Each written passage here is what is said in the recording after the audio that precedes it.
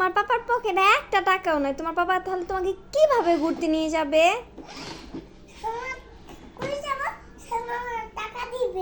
শান মামার কুলে গেলেই টাকা দিবে? ও, কথা বলবে না মামার সাথে? সুন্দর করে বলো। শান মামার কোলে যাব, বলো বলো।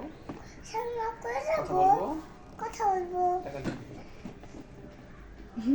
শান মামা কত টাকা দিবে? 20 টাকা দিবে তোমাকে। আর 20 টাকা দিয়ে তুমি কোথায় যাবা?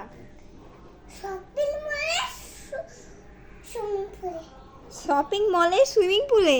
এই 20 টাকা দিয়ে তুমি শপিং করতে যাবা আর সুইমিং করতে যাবা?